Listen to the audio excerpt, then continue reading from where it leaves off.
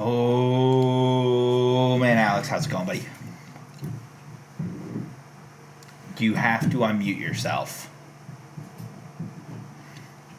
Yeah, we're back. We know how technology works. I know. I thought you knew you were muted. No, I wasn't paying attention. I was listening to your old stream from the other day, so. Which one? The The most recent one. Oh, Magic the other day. Yeah. Yeah, I've been playing a lot of Magic recently. I'll give you a free ad for that. Thanks, man. I appreciate. Hey, you do what you gotta do. Exactly, man. So, I had an irrelevant dribble for today, but I forget what it was. So we're gonna skip my irrelevant dribble. Well, have you told me two words that you could try to teach my nephew? Oh yes, So as you know, the girlfriend has a nephew now, and we spend quite a bit of time with said nephew. So, me being the intelligent being I am, have decided that I'm going to do everything in my power to make this kid's first word something so out of pocket that when his mother talks to like her friends when they start having kids and everything, and they talk about their kid's first word, they'll be like, "Oh, my kid's first word was mom or dad or whatever." I'm doing everything I can to have this kid's first word be defenestrate or existentialism, because built different. SAT words. Well, first of all, here's the thing. It's not for no reason. Defenestrate is a fantastic word that means to forcefully remove via a window. And the fact we didn't use it more in the Arena Football office was such a missed opportunity. And then existentialism just means to have free will. So I think it'd be pretty funny if a literal child's first word was something so obscure but so on point at the same time. Valid. But no, defenestrate is one of my favorite words and one of my favorite Magic cards. Oh, so you did circle back to that. Okay. Defenestrate is I think it's like a 3-drop black spell. I don't remember off the top of my head, but it came out around COVID time. Because apparently now, for the rest of our lives at least, we'll talk about COVID time. Like people use that, like that'll point to it. Obviously, it points to a point in history, but a point in your life is just COVID time. From now until whenever. I use pre-COVID a lot now. So that was kind of what I was going to say. I was literally just about to be like, people use pre-COVID. So you jumped to the shark on that one, but that's okay. It's fine. It's what we do around here anyway. We're always jumping the shark, and always typically wearing shirts that we got, or at least on my end, I'm wearing shirts I got for free. This is a pre-COVID t-shirt. I did get this pre-COVID. Huh. It was like literally like weeks before COVID, if I remember correctly. But it's a pre-COVID t-shirt. Me and one of my roommates from college went to the Railers, and I want to say it was a Reading Royals game. I can't remember exactly, but if I go back far enough through the interwebs, I can find the exact game, because it'll tell you like the ECHL websites still say the promotions and stuff, which is pretty cool. Very, very useful when I'm trying to figure out promotions for us, like to suggest. But we did draft our fantasy football, both the league you're the commissioner of and the league we're in with one of our other guys from the Arena team. And how are you feeling post both your drafts, Alex? I think the second draft for me went better than the first. which is weird given that we're in an 8-team league in a 10-team league. But it was still, I feel like I did well enough to. Because I think in the both leagues that we're in, we had people kind of pick who they did where they did to kind of start this kind of chain of like, oh shit, now I gotta go grab a quarterback, or oh no, I gotta go grab this running back now.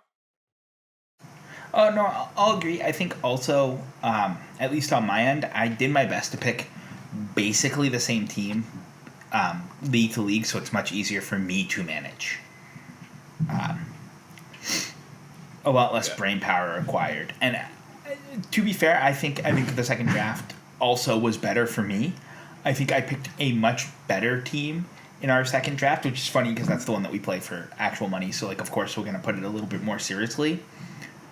But I think I sat there and I like really was like kind of walked into what fantasy football rankings were looking like, especially having a second day to look at it.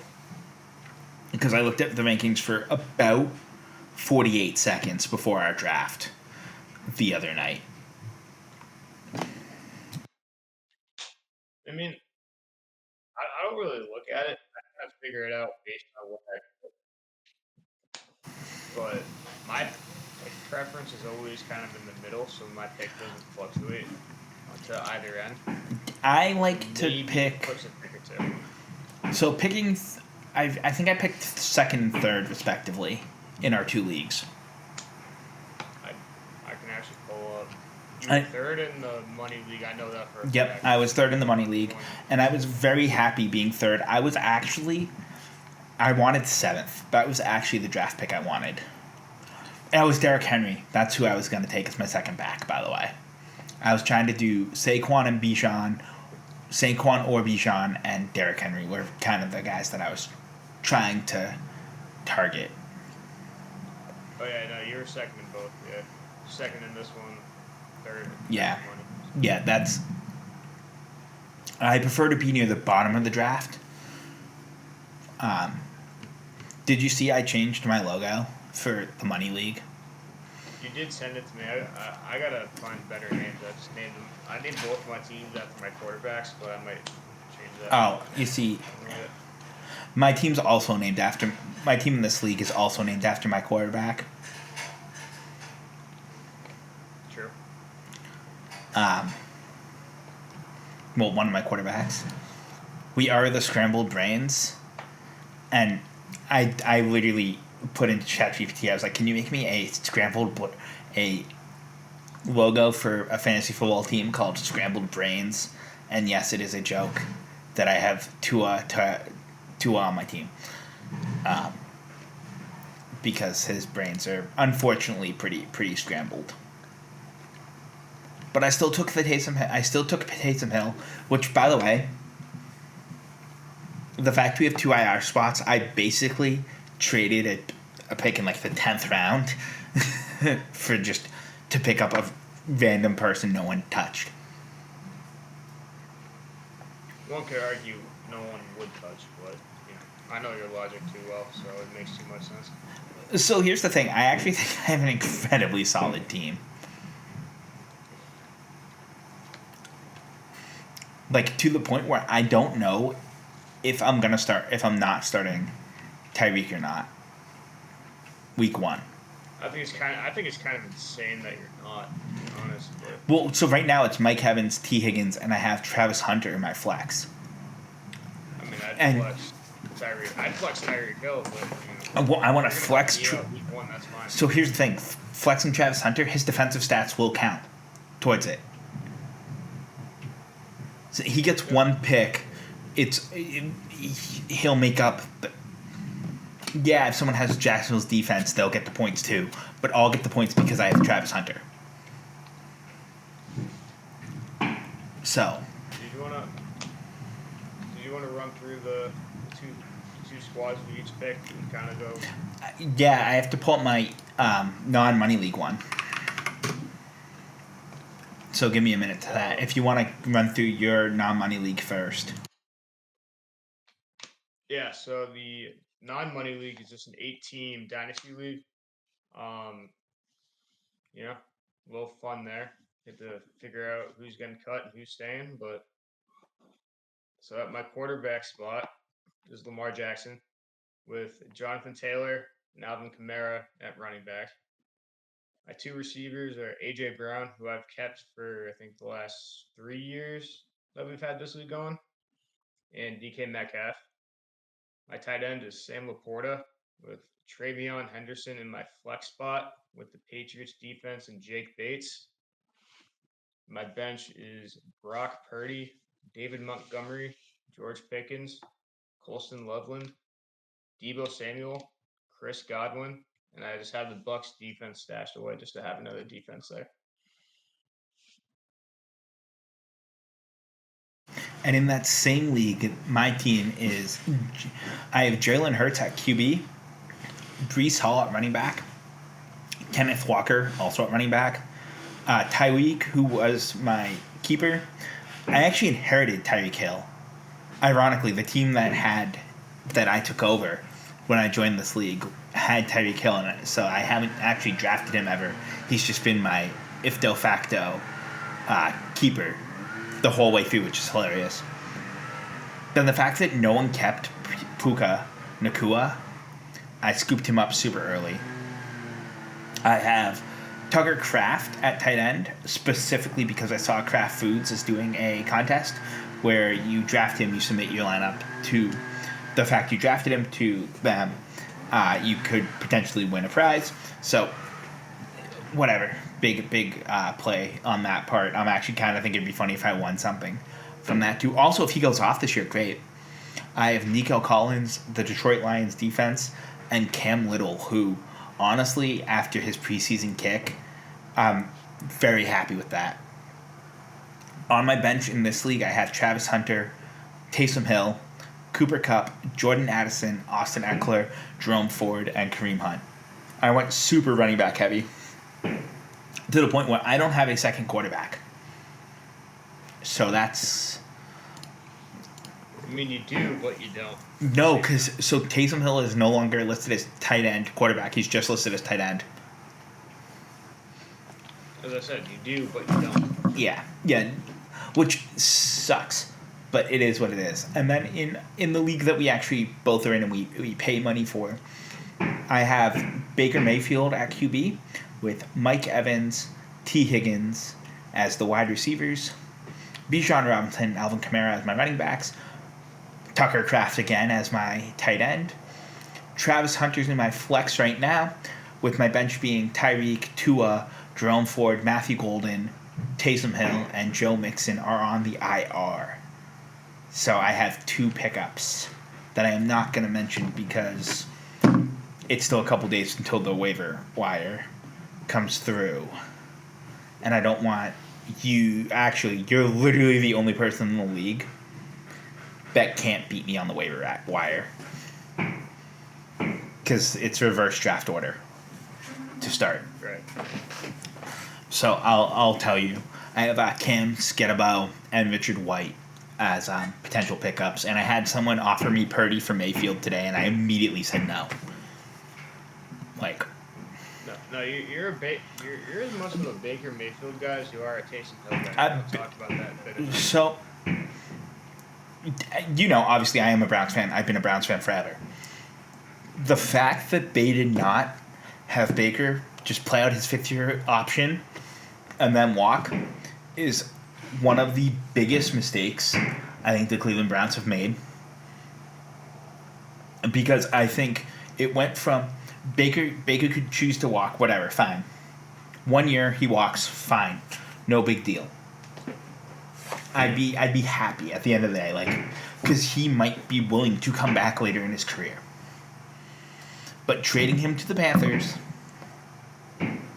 for him to subsequently get traded to the Rams, I think that was the order, and then wind up on the Bucs. That ship has sailed for Cleveland, and unfortunately I don't think we'll ever see Baker Mayfield ever back in Cleveland. And ironically, I think they did the right thing with Joe Flacco by letting him walk like the way they had signed him. And lo and behold, look, when you let a dude walk and leave on his own terms, he comes fucking back. And I'm amped for the fact that we could potentially see, well, we will see, hopefully Aaron Rodgers and Joe Flacco, and it's not a Super Bowl game, it's just an AFC North game. Like 5 years ago, that would have been the most hyped thing in the world. I mean, Aaron Rodgers was on MVP form 5 years ago, and that was a bomb. So Yeah, but I mean, it is what it is. Sorry, the auto clipping on the camera is a little bit funny tonight. But you can run through that league now. all right. So the Money League. I like this draft better than my 8-team league draft, but I want to put it in the hands of the internet to decide that one. So, at quarterback, we got Jaden Daniels, Jamar Chase at receiver with Garrett Wilson, Josh Jacobs and James Cook at running back, Mark Andrews at tight end, Chuba Hubbard as my flex, and Jake Elliott as my kicker with the Steelers defense. My bench is made up of Zay Flowers, Drake May, Michael Pittman, J.K. Dobbins, Dallas Goedert, and Keenan Allen. So I think for the way that draft kind of went, I think there were some guys that fell significantly, but also guys that were just left there because nobody was looking for him either. So you have that weird combination of like some guys were buying into hype on certain players, but then that caused others to drop to where they were. So you have that disparity of just like I snagged Dallas Goedert and Keenan Allen in like the 12th and 13th rounds because they fell so low. But also Keenan Allen was probably going to stay there anyway. But I got insurance if like Glad McConkey goes down or something like that. And but again, I think we were kind of hitting on this earlier, where if you're in a money league, right, you kind of put your attention towards that more. So you kind of get that. I'm saying, what am I trying to say? You put that much more attention in there. You have as they say, you have a horse in the race. So you actually you try. Not that we don't try in the fun league. You're more incentivized to put more thought and look at like what the safe pick is and not go out on a limb. I think is what you're trying to say. No, but I feel like I actually did like pick well for where I was because I had the first overall pick in this draft, so it was like I knew that I could kind of wait for certain guys to fall, but I could also steal a guy that was going to go on the back end of the snake. Like, yeah. So having the third overall pick in this league, it was tough because third's like it's a great spot to draft, but in a 10-team league, I would rather have 7th than 3rd because I think having the 3rd pick in the 2nd round would have done me better overall. I think I wind up with largely the same team. Either way. I think my draft strategy played out that way. Yeah, I think even just for like... I personally like to sit in the middle. So like my pick doesn't really fluctuate. It might fluctuate by a pick or two on either side. But it's like you're not missing out. You might not miss out on guys you target for like where you draft. For like the middle portion of the draft line. So... Mm-hmm. No, that was my point. Like, I pre-planned. I sat down. I actually put my guys in a queue, and I said, "All right, who do I actually want?" And when I had that, that's what got me where I needed to be. Yeah, for me, like I knew I was taking Jamar first overall, like that day. Like once I saw the pick order in the group chat, I'm like, all right, I know who's going 1-1. Yeah, but and I knew that I'd probably have to double up on running. I'd have to figure something out, but And I kind of, knowing you very well, it was really nice knowing that you were one of the two people picking ahead of me. Because I kind of sort of could guess who you were taking in the rounds where you picked ahead of me. So in all the odd rounds, I roughly knew who was going for you. Based, again, on what your strategy is. Because your strategy isn't necessarily... I mean, it's always to attempt to win. But you may not be getting there the same way as everyone else. You can also just totally throw off somebody's draft strategy, too. Oh, yeah. I think we did a good job of that. Like, we didn't pick anything wild, but, like, everyone's draft, I noticed everyone was drafting much worse as soon as I took Taysom. Did you notice that? Yeah, but that was also like you were just trying to get your guy. It was at that point where I was like, I had my starters. I had my team full of starters, and I was like, I need to get Taysom Hill. I've had Taysom Hill every year, and I've done relatively well. I know that he's not playing for the first couple weeks because of that ACL tear. Right? I think it's an ACL tear. Yeah. I know he's not playing for a couple weeks, but we're taking him, and we're gonna just hope, because if it works out, I'm gonna look so smart. I took him in the draft. It's like I wanted Jordan Addison because he's suspended for 6 weeks, or not 6 weeks, for a month, 4 weeks. Yeah. Same thing. I was trying to pick up guys near the tail end of that draft that weren't going to be ready now, but will be ready near the end of the season. Because, like, I only need Taysom Hill to have one 30-point week for it to be a good draft pick, especially that late in the draft. What was it? I was trying. I had a thought, but I forget what it was. That's fine. I have that effect on people. No, but it's like part of it for me too is like I've always kind of thought I did that with Remember like when Le'Veon Bell was out for 9 games because he had like a weed suspension or something like that. Yeah, and you took him pretty late in the draft because he was still there, and like. Oh no! Oh, I took him in the first round, and then I took his backup. Oh yeah, that's what it was. You took him. I ended up. You took his backup. Too up on that. Yeah. That's the thing. It's you can take these risks as long as you're taking a calculated risk. It's worth it, and it's like you don't win. You don't win by playing it safe. Like at the end of the day. Not really. I also am a firm believer of if I'm drafting my team and then I'm trying to make trades the day after the draft, I didn't draft well. Regardless of what Yahoo says my draft grade is, whatever. If I'm already throwing trades out the day after the draft, then I didn't draft well. Because I don't believe in this team to even do week 1.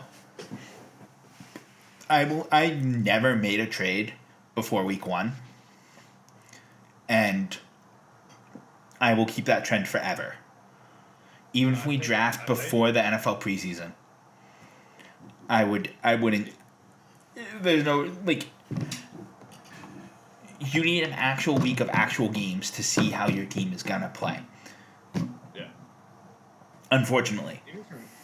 Even for me, it was like last year in the Monday League, I had Travis Kelce, and I also took Brock Bowers of the Raiders. Mm-hmm. I was able to trade Brock Bowers for Lad McConkey because I had Travis Kelce doing this thing. Yeah, I mean he's a regular season darling, which is great for fantasy.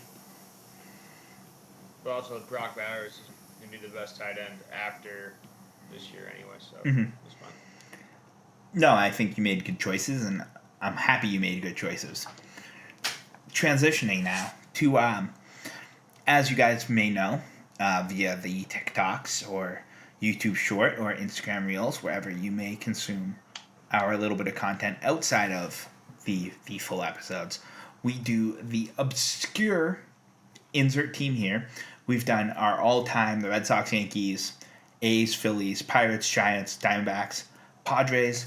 The installment this week is Guardians and Reds. Alex has the Guardians. I have the Reds.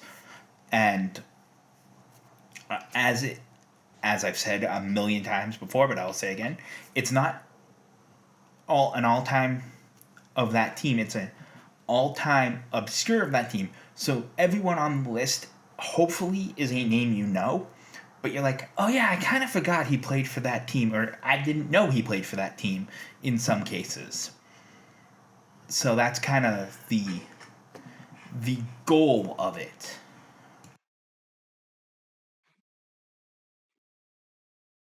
It's you lead off this week, correct? I do lead off because I had choice.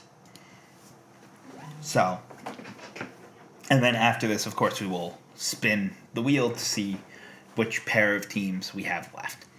So, for my all-time obscure Cincinnati Reds, I think I said last week or a couple weeks ago when we did the Padres one, that was my best team. I think this is my weakest team. It just was harder, and I think the really historic teams that have been around since the turn of the century are just a little bit harder because you have a lot more options. And like I do the same thing. I'm like, all right, who's in the Hall of Fame? Great, this guy, this guy, this guy. How many of them that are in the Hall of Fame? I can be like, oh, I didn't realize he played for that team. And the person that fit that the best is my pitcher. My starting pitcher, Christy Mathewson. I honestly didn't know he played for anyone besides the Giants. Like, straight up, I didn't realize he played for I didn't know he played for Cincinnati at all. And then at catcher, I have Scott Hatteberg. And catcher, again, was an incredibly hard position because it was either a dude that was so obscure that like I never heard of him, or it was Johnny Bench. And there was really like no in between. So I had to put Scott Hatteberg, who played first base for the Reds, but was a catcher at some point in his career, so fit that slot. And at first base, I had a player that I had forgotten until this year played for the Reds, Jerry Hairston Jr. Shout out MLB The Show for making him the Silver Reds Reward Player this year, for reminding me that. At first base, he had like 1 or 2 appearances at first base in his whole career, and again, they were not for the Reds, but it worked out. At second, another player that I kind of forgot played for the Reds, Scott Rowland. At third base, I have the only man that is known to have been punched by Manny Ramirez at Fenway Park, Don Zimmer. At shortstop, I have West Springfield native and Hall of Famer Leo DeRocher. In left field, I have Washington Redskins cornerback Deion Sanders.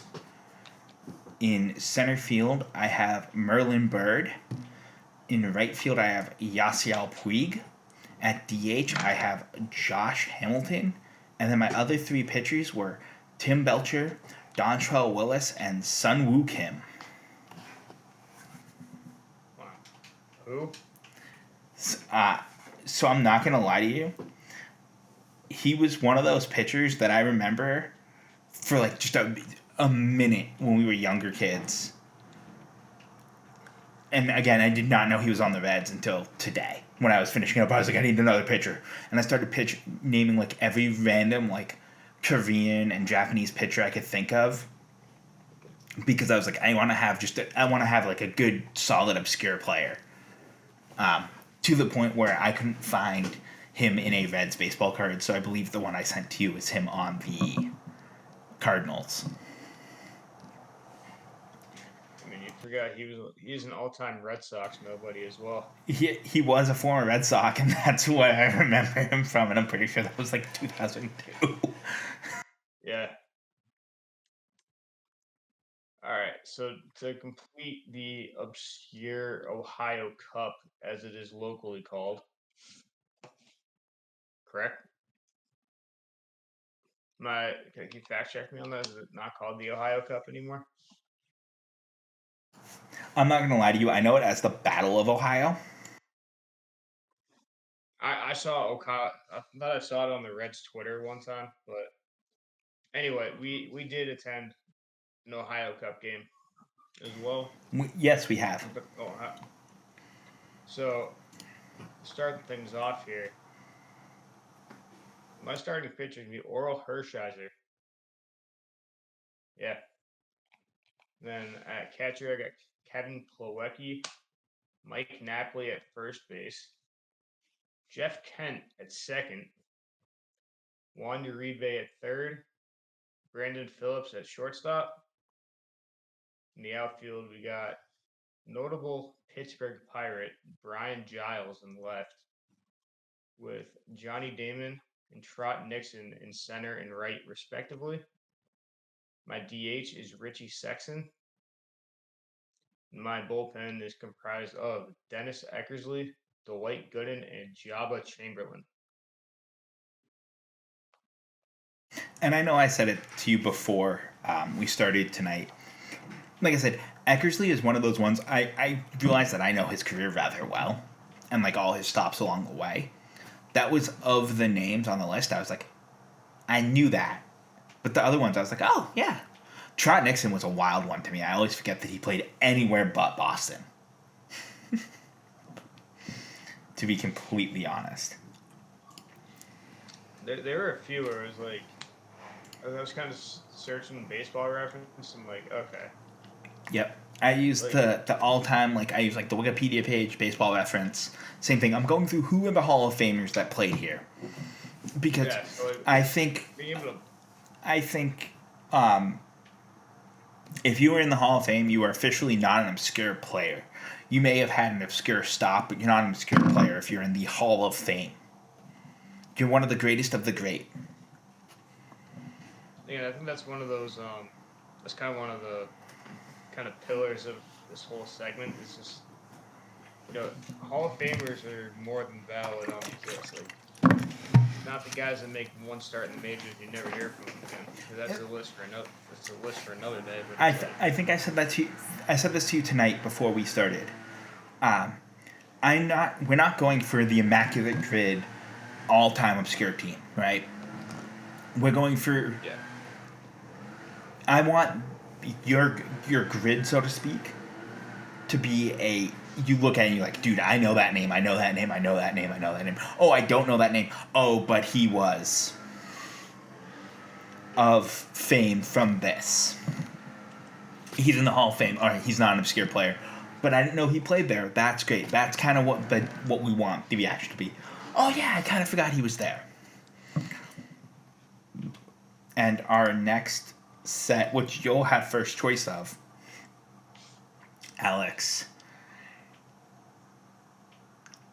is another interstate rivalry. Rangers Astros. I'll take the Astros on this one. Okay, I wasn't sure what you were gonna do with that one. I feel like that's a hard one. I think they're both hard ones. Pause. But I think there's some.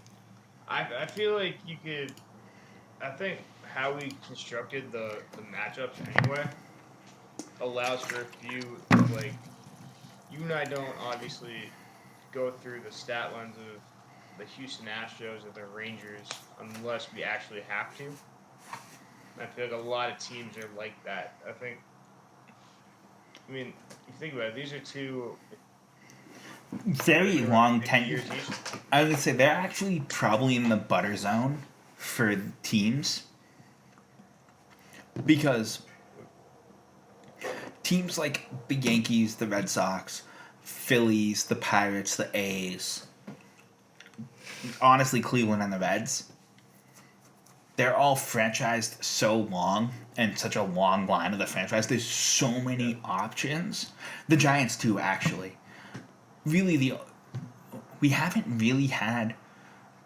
The Diamondbacks are the only one that's been like the Diamondbacks and the Padres were some of the shortest ones, but the Padres are the same thing. They're a 1960s or 70s team.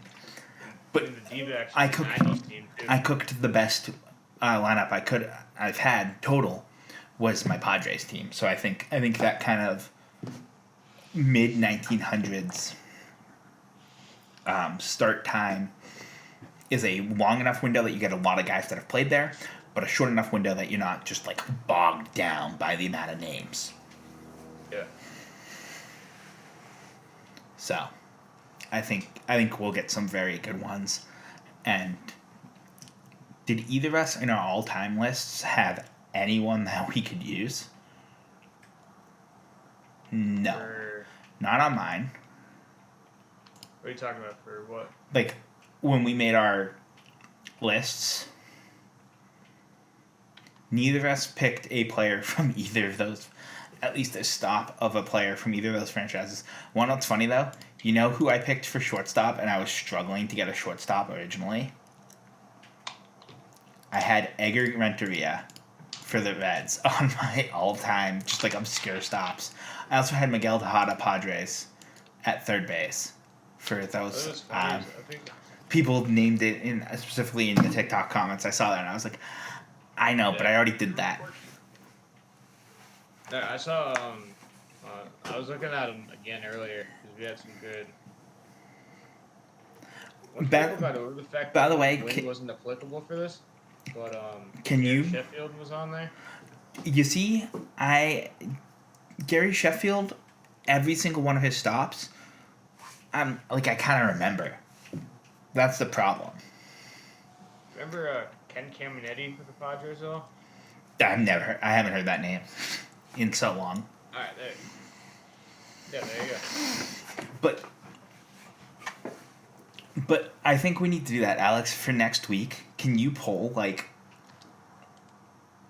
some of the comments, and can we just start reacting to the comments of the previous one as part of the segment? I think so. I think that'd be funny. You can do that. And it shows that we're actually paying attention to what people are saying. And I think that's also of value.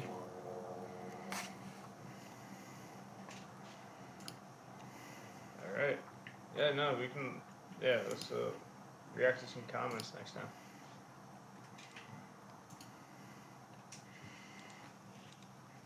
All right. Do you want to touch on the uniform drop, or do you want to guess some men's soccer before? With us already being 40 minutes in, I think it's let's hit up my guessing at the men's soccer, and it's the Patriot League, correct? Patriot League men's soccer for this year. I do want to offer up the caveat of. Is it Do you want? is it this as in like this year, like the season that's just starting, or As in today, yeah. okay? But I do want to offer the caveat to you of. Do you want to guess the standings as of recording as well? No, because there's going to be a lot of teams that are tied randomly. Yeah, no, you're right, actually. All right. So the Patriot League. Let's think. Well, let's knock off the obvious ones. We have Bucknell. We have Holy Cross. Yep. And now this is where it gets hard because those are the two I remember constantly. I know UVM's not part of it. I know it's not any of the Ivies. So it's all the 1AA schools.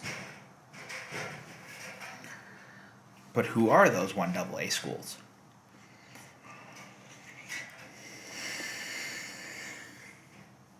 They're all going to be New England based / Pennsylvania, New York. For the most part. Is Maryhurst one of them? Or, No. okay. No, that's out west. That's too far west. So that's one strike. Not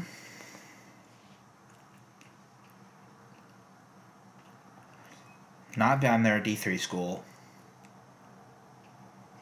Not them. They're a D3 school for everything but hockey. I'm trying to pick like New York schools. But I know all the SUNYs are, for the most part, D3. Long Island? Nope.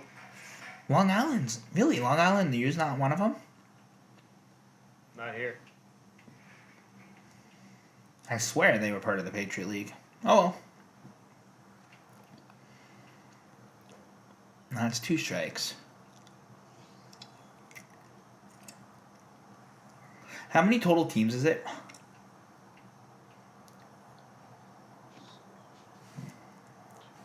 Because you never told me. 10. So I'm at 2 out of 10. With 2 strikes.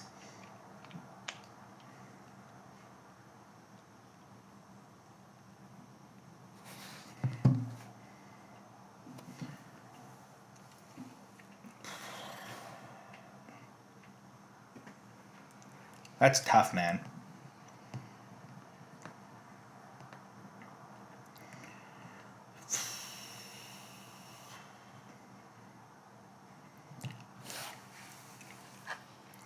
BU. Yep. I'm not gonna lie. My college played BU when we were in college, and they had the Patriot League thing on the floor, and I feel really stupid for taking this long to get there. Alright, so it's gonna be schools like that. I knew BU was in the Patriot League too.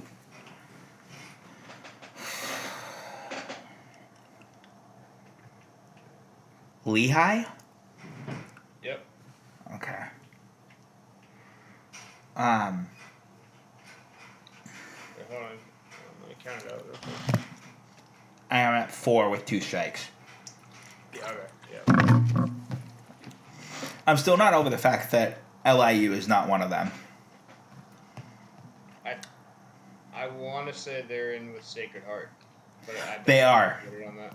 They are, and I'm not gonna lie, for some reason I always think that that's the same league.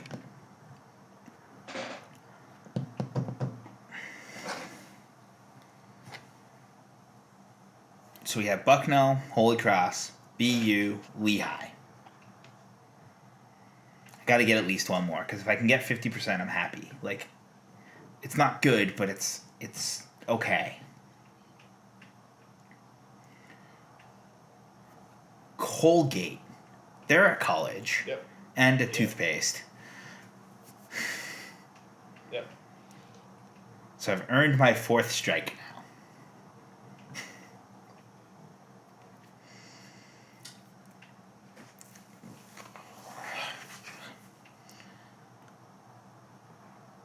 The Maryland version of Loyola. Yep. Alright, that's 6. Technically, you're passing the test, so. Alright. We're gonna take a flyer. I think I know when I toured this school, they were in the Patriot League. Army. Technically, for soccer, yes. That's what I was talking about. For soccer. Because that would have been my sport if I had gone to Army. Fun fact, if you go to a military academy, you're required to play a sport. I knew that, yeah, because Coast Guard was a thing. Yep. And so, by that logic, we're going to have Navy. Yep. So I essentially have 4 guesses to figure out 2 schools. Yep.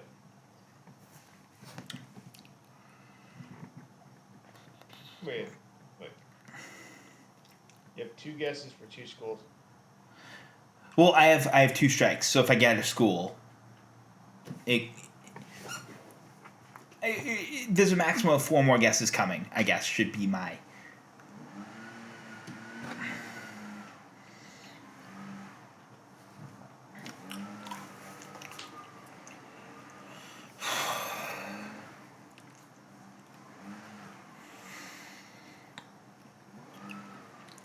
I don't know if this is right,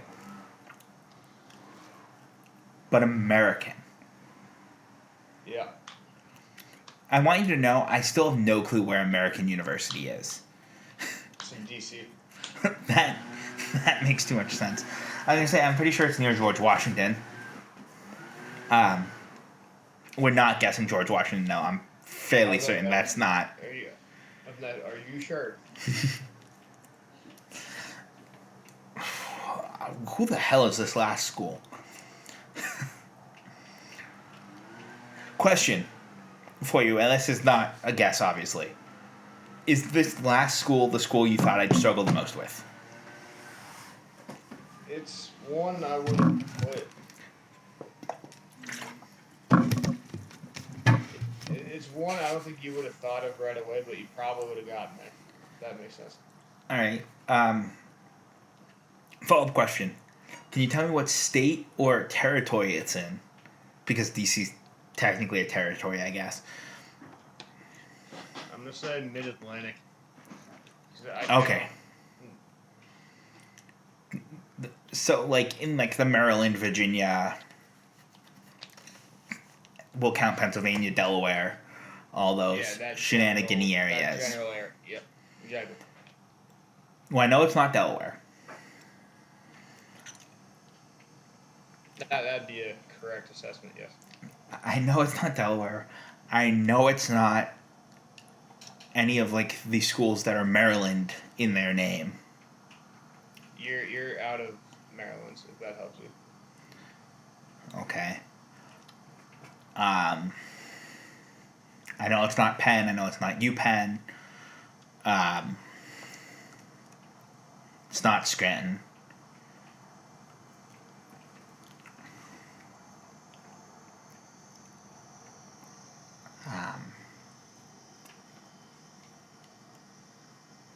Because I'm pretty sure Scranton's a D3 school, actually. But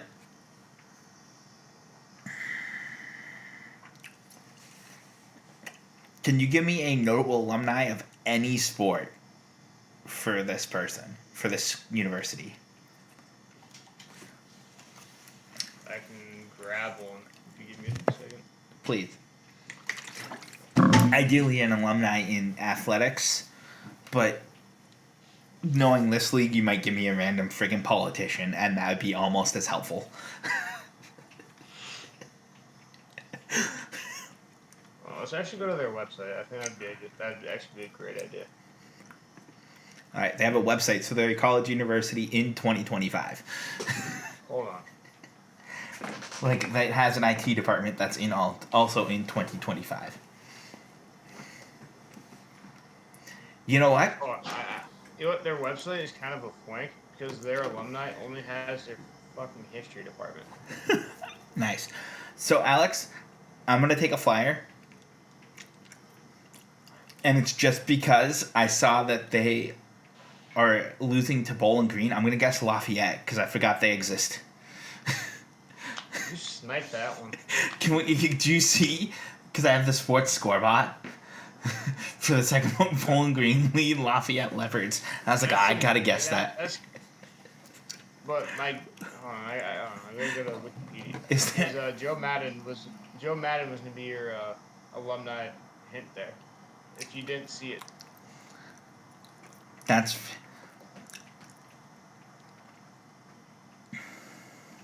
What if I said Easton, Pennsylvania. Robert Spagnoletti wouldn't have gotten it for you. I don't know who the that is. Edward Francis Blewett wouldn't have done it for you. No. Keep going. You might actually find someone.